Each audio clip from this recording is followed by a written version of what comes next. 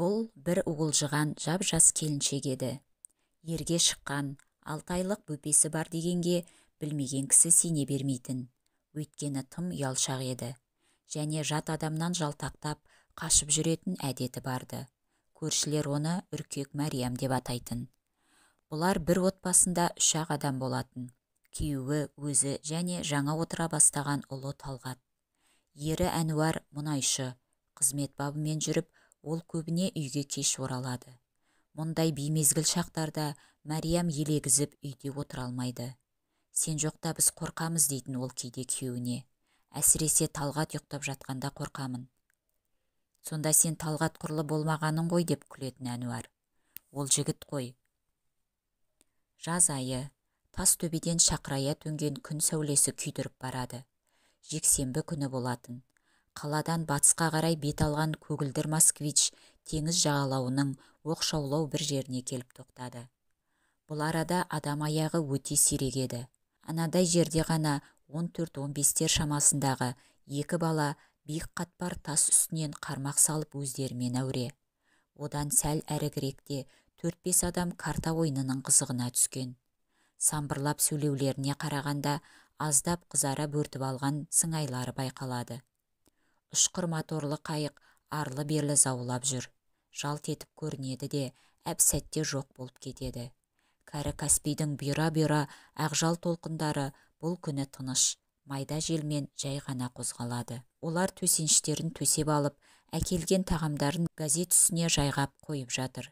Артынша шешініп суға түсуге даярланды. Мәрияш, кезекпен түспесек болмас, Талғат жылайды ғой, сен түсіп кел, деді Әнуар жұбайына. Өзің түсе берсейші. Жарайды онда. Әнуар жүгіріп барып көк теңізге қойды да кетті. Әне құлаштай, біресе шалқалай жүзіп барады. Бір сәт басын бұрып, бейне Талғат деп айқайлағандай болды. Әне алыстан күлімсірей қарайды. Мәрияш та қолын маңдайына тіреп, көзін қалқалап, еріне қарай жымиған сыңай танытады. Ал ол болса 2 қолын құлаштай сермелеп, бірте-бірте ұзай берді. Мәриям жұп-жұмсақ шағыл құмның үстіне қол шатырды шанышты да көлеңкесіне ербеңдеген кішкене сәбиін отырғызды. Өзі күн көзіне жауырынын беріп жата кетті. Көгілдір айдынның кәусар ауасымен кеудесін кере тыныс салып, бір ауық қиялға да берілгендей болды. Біраздан кейін жан-жағына қарап, әлдене деп бұлдырлап сөйлеп отырған Талғатты ойнатты. Талғат қызығақ, онымен ерікпейсің де зерікпейсің. Мә деп сөйлегендей болады. Анасы күлсе, ол да күледі. Қолын ербеңдетеді. Сөйлегісі келіп, түсініксіз бұлдырлайды. Мәриям орнынан тұрды. Талғатқа қарап, отыра бер, машинадан емізігіңді әкелем деді де, 3-4 қадамдай жердегі көлікке беттеді. Алып келді де Талғаттың аузына салды. Сосын тамақты әзірлемек болып, Әнуарды іздеп ала сұрған теңіз төскейіне көз салып еді, ол тым алысқа ұзаңқырап кеткен екен. Бойын үрей билеген Мәриям жағаға жақын келді. Әнуар, алысқа неге ұзап кеттің? Теңізбен ойнамасаңшы. Тез қайт, сені Талғат шақырып жатыр деп айқайлады. Қайта-қайта қол бұлғалайды. Әнуар да бір кезде түсінгендей болдау деймін, бері қарай балықша ырғып жүзіп келеді. Осы мезет әлдене жақын маңнан сұсты дыбыспен ыс еткендей болды. Биқамананың ойы бөлініп, денесі дір ете түсті. Есіне балауыздай балбыраған Талғаты түскен ол артына жалт бұрылып қараса, сол кездегі көргені жас ананың есін алып, сең соққан балықтай басын айналдырып, көз алдын тұмандандырып, есеңгіретіп те жібергендей. Соның сәл алдында ғана анадай жердегі нән қатпар тастар қуысынан шыққан сұр жылан ирелеңдеп, жылжыған қалпы нәрестеге жақын келген еді.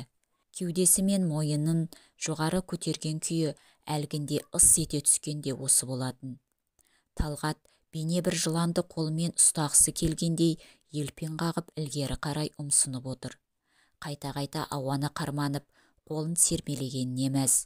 Ирелеңдеген шұбар жылан, талпынған сәби, өзінің бауыр еті Талғаты, міне ана алдындағы оқыс көрініс осы еді. Сол сәт зәре құты қалмаған ана шағадау деп ойлады, және жан дүниесін адам айтқысыз үрей биледі. Ол бұрын тірі жылан көрмегенді. Тек әдеби кітаптардан ғана оқып, ол жайында аздап білетін. Оның ойынша бұл дүниеде жыланнан өткен қансорғыш жыртқыш улы ештеңе жоқ. Сондықтан одан қатты секем алатын. Бірақ шағадау деген жан шошырлық ой санасына жеткенде өзін белгісіз бір ғажайып күш, қыран құстың құдіреті көтеріп әкеткендей алға ұмтылған бойы жыланды қос қолымен шап беріп ұстай алды да тісімен ортан белінен қиып келіп жіберді. Сұр жыланды қос қолымен сығымдай ұстаған күйі талып та кетті өзі. Біраздан кейін барып көзін ашқан бойында «Талғатым, Талғат жаным» деп жан ұшыра айқайлап жіберді. Өзі құм үстінде жатыр. Жылан денесі екі бөлініп түсіпті. Әлгіндегі бұралаң қаққан сұсты аждаһа енді жансыз күйде тым-тырыс бола қалған. Жанына жиналған адамдар «Талғат сау, өзің қалайсың?» десіп жатыр. Барлығы да ана батылдығына таң қалғандай риза болған кейіппен мейірлене қарайды. Осы кезде ана көзі қолшатыр астында дым сезбегендей мәз болып отырған Талғатқа түсті. Жүрегі елжіреп кетті. Сондай бір терең сезім құшағында толқып тұрған ері Әнуар: «Мәрияш, мен сені қорқақ деп ойлаушы едім. Батыр екенсің, нағыз ердің ісін істедің» деді. Осы кезде самайына ақ кірген орта жастардағы кісі тіл қатты. Ана махаббаты бәрінен де күшті, ол өлімді де жеңе алады.